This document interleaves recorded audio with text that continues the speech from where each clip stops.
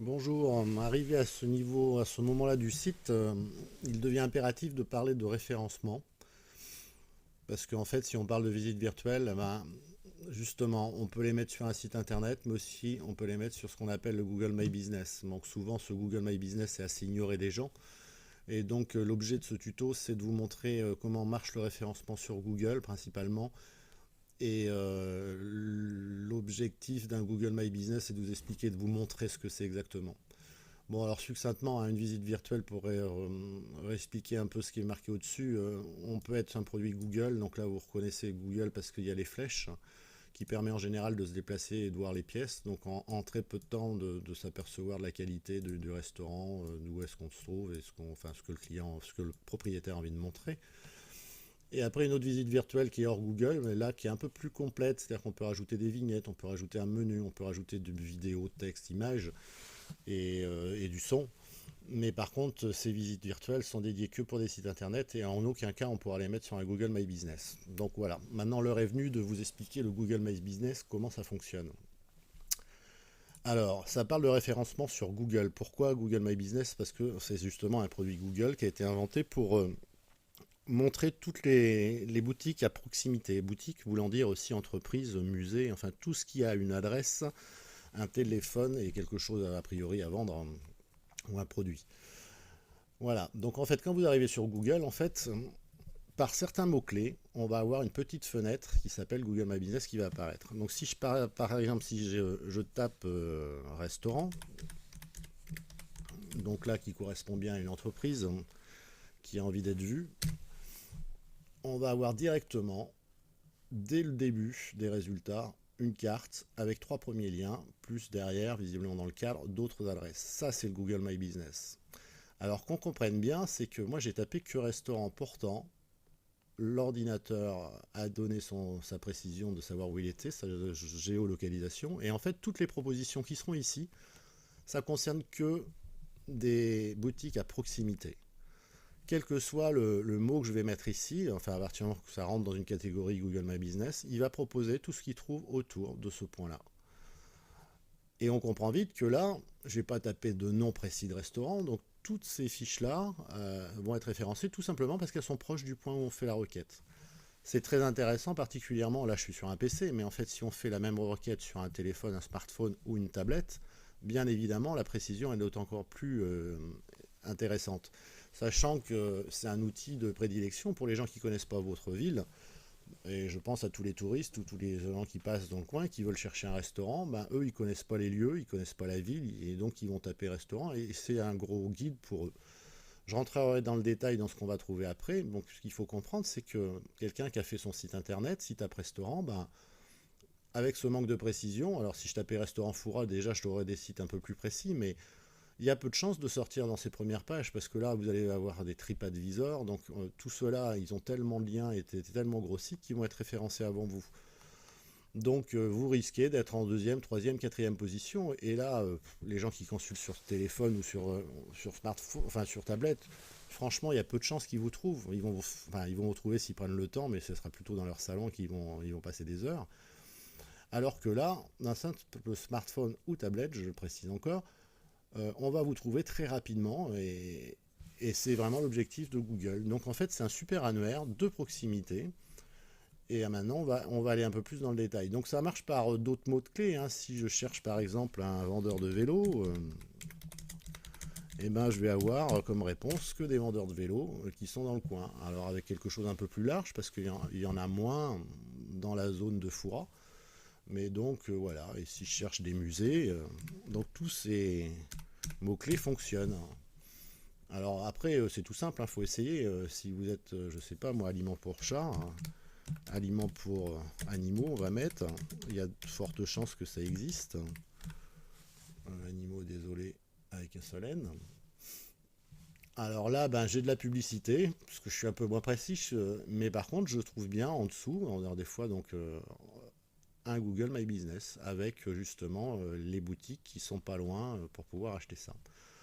Donc là, faites le test chez vous, vous allez voir sur Google, c'est assez bluffant. C'est que là, on n'est plus dans des moteurs qui sont mondiaux, hein, parce qu'en fait, on trouve bien les outils qui sont à votre proximité de chez vous. Donc, vous comprenez vite que si vous êtes une boutique, une entreprise, et que vous voulez atteindre des nouveaux clients, et ben forcément il faut être là-dessus parce que eux vont l'utiliser énormément, surtout quand on est dans une ville qui en est un peu perdue.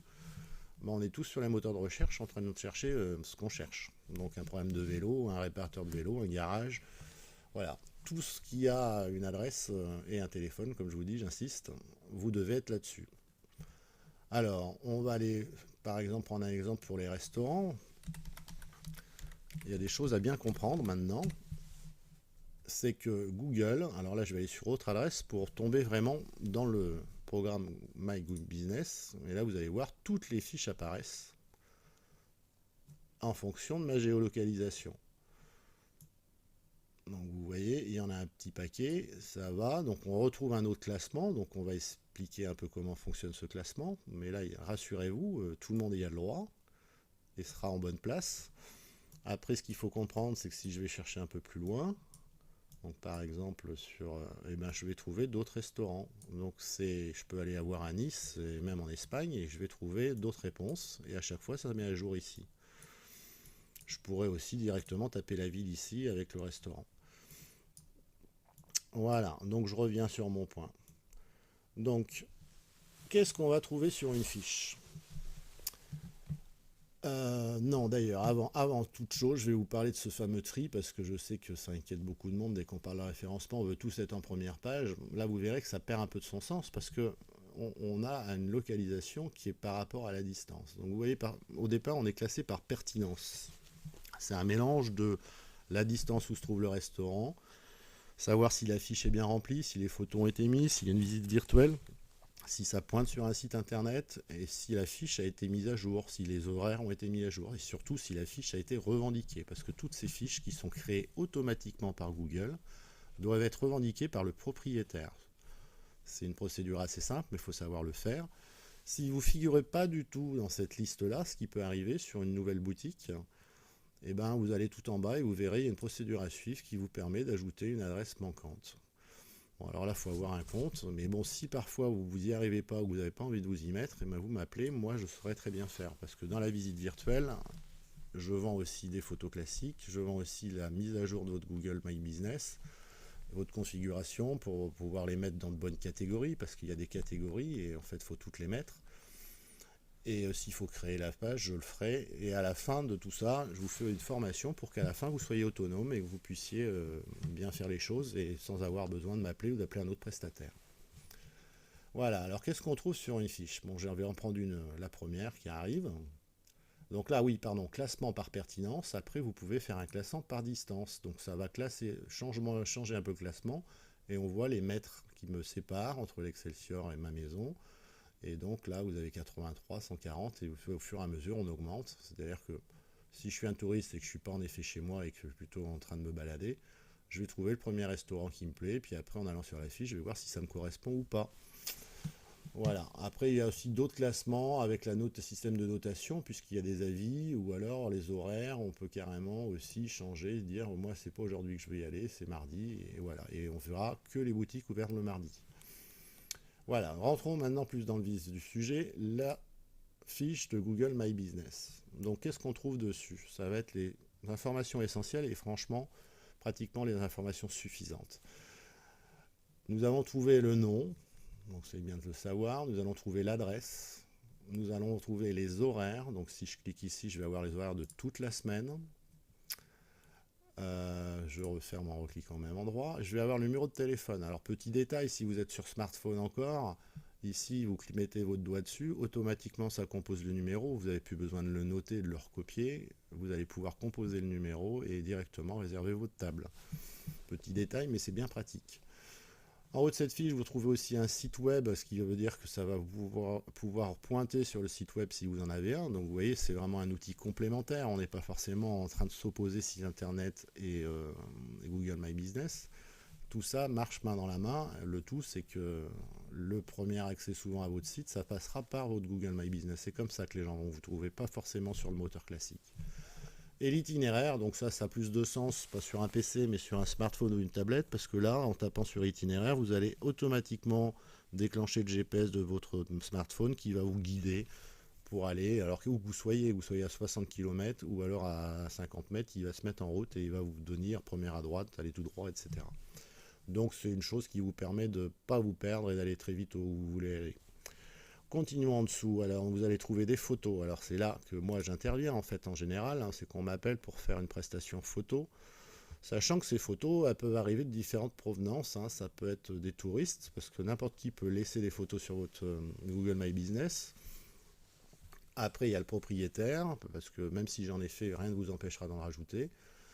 Et après, il y a des photos plus spécifiques, style visite virtuelle, où là, il faut savoir faire, parce qu'il y a un associé de montage. Donc là, en général, c'est là qu'on me fait appel à moi. Et après, c'est classé. Donc, par exemple, au menu, vous allez avoir, ce qui est assez sympathique, hein, c'est que vous allez pouvoir montrer ce qu'on peut manger au restaurant. Et puis là, donc on peut même faire une photo de carte qu'on peut changer à volonté. C'est-à-dire que si votre carte change, n'hésitez pas, au contraire, faites-le vivre. Après, on voit l'extérieur, le cadre. Donc là, dès que vous avez une petite flèche qui tourne, ça veut dire que c'est une photo sphérique. On va pouvoir tourner et voir en haut, en bas, à droite, à gauche et se promener dedans. Donc ça, c'est une photo classique parce qu'il n'y a pas le petit rond et on voit l'intérieur. Donc voilà, bon, par exemple, je vais aller. Alors, faut pas s'inquiéter aussi. Souvent, bien sûr, faut habiller la mariée, il faut que l'établissement soit au plus beau et autres. Mais en fait, faut pas avoir peur de tout montrer. Pourquoi?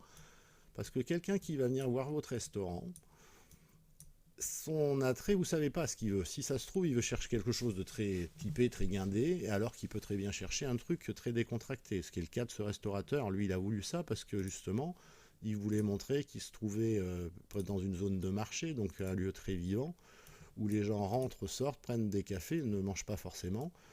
Et là, on voit bien qu'il y a une ambiance, et en fait, c'est ce qu'il voulait montrer. Donc là, il va interdire sûrement l'accès à des gens qui veulent un restaurant très, très huppé, et qui veulent du calme. Là, on est dans un truc qui est vivant, mais ça correspond aussi à toute une clientèle. Donc ça évite d'avoir des gens déçus qui rentrent chez vous et qui pensaient que, et puis en fait, là, ils ont tout vu avant, ils savent sur où est-ce qu'ils mettent les pieds, ils ont l'impression de connaître déjà les lieux. Voilà, alors on est en photo, on peut mettre ce qu'on veut, hein, vous pouvez même afficher vos cartes, vos natures de paiement, et voilà. Donc ça met énormément d'informations. Ce qu'il faut bien comprendre, c'est que c'est super performant en tant qu'aspirateur. La personne qui va aller voir la visite, elle reste 5 secondes dessus, c'est juste pour voir l'ambiance. Donc ça va la décider, oui, non, c'est là que je dois aller. Est-ce que mes enfants pourront se mettre là et créeront pas la pagaille? Et voilà, donc l'objectif souvent c'est ça. Et puis en plus c'est d'avoir les heures d'ouverture, savoir si le resto est ouvert, parce qu'on n'est pas forcément à proximité. Donc voilà, c'est un outil de décision super rapide qui vous trouve très facilement, parce que ça veut dire que la personne qui consulte, elle est dans le coin, donc elle est prête à rentrer chez vous. Le tout, c'est de savoir que vous existez. Et c'est là que j'insiste, il faut vraiment être dessus, parce que si vous n'êtes pas dessus, que vous avez mal référencé, que vous n'avez pas mis les photos, forcément c'est le voisin qui va en profiter, parce que lui, il aura tout fait, et on va forcément sur quelque chose qu'on connaît mieux. Voilà. Donc, alors pour rappel, hein, moi j'interviens que sur les photos visites virtuelles, configuration de votre Google My Business, et là-dessus j'ajoute une formation, parce que moi je tiens à ce que les gens, une fois après mon passage, ils aient toutes les clés en main pour faire vivre leur Google My Business, parce que plus il y aura d'actualité, maintenant on peut même rajouter des posts, créer un événement. Si vous avez un restaurant, que vous avez une soirée organisée avec un groupe, vous pouvez créer un post qui va être valable par exemple pendant 15 jours, et informer les gens que là c'est le moment de venir, parce qu'il y a quelque chose qui se passe. Tout ça, c'est de l'incitation, c'est de la pub qui est en plus gratuite. Hormis ma prestation, où il n'y a pas d'abonnement, vous n'avez rien de plus. Votre visite virtuelle, si elle est prise en proprement et autres, elle est visible à vie. Donc quand je dis proprement, c'est tout simplement que ça veut dire faut que tout soit un peu clean, bien nettoyé, il faut la mettre en valeur. Et après, il n'y a pas besoin de repeindre les murs, parce qu'une visite virtuelle ne vieillit pas. Voilà. Donc je crois que je vous ai tout expliqué. Donc faites les tests par chez vous vous-même, hein. Je veux dire que souvent les gens n'ont pas le référencement, mais entre autres, il faut faire des tests, savoir se mettre à la place de son client. Donc un client, quand il ne vous connaît pas et qu'il est dans une ville, il va taper restaurant, il va taper garage voiture. Je le fais, et vous allez forcément trouver un Google Business, parce que là en face Google a travaillé. Voilà, donc on trouve tous les garages, et puis après si vous mettez garage Citroën, vous allez trouver les garages Citroën, etc. Donc c'est vraiment un outil, c'est un annuaire, et il faut vraiment pas passer à côté. Voilà. Je pense que je vous ai tout dit de ce que je voulais vous annoncer. N'hésitez pas, contactez-moi si vous avez besoin, si vous êtes sur la Charente-Maritime et même un peu plus loin. Je serai content de travailler pour vous. Après, si vous avez un site internet, pensez bien que là, vous êtes noyé dans toutes les réponses qui sont nationales, voire même au-delà. Donc c'est très difficile de se retrouver en première page. Ça se fait avec le temps. Je ne dis pas qu'on n'y arrive pas, mais c'est pas du tout le même outil, c'est pas du tout la même réactivité. Et je pense qu'il faut les deux, moi. Si quelqu'un qui a les moyens, il ne faut pas hésiter à faire les deux, parce que sur le site internet, vous allez pouvoir mettre plus votre empreinte, parce que c'est moins formel, vous pouvez faire un peu ce que vous voulez. Mais par contre, sur un Google My Business, il y a l'essentiel en très peu de choses, et avec, je vous dis, en 3 clics, on vous trouve. Donc ne pas hésiter à passer à côté de ça, d'autant que le produit au départ est gratuit. Voilà. Après, le référencement, je vous dis, plus vous allez peaufiner, mieux vous serez. Et là, moi, je peux vous aider. Au revoir.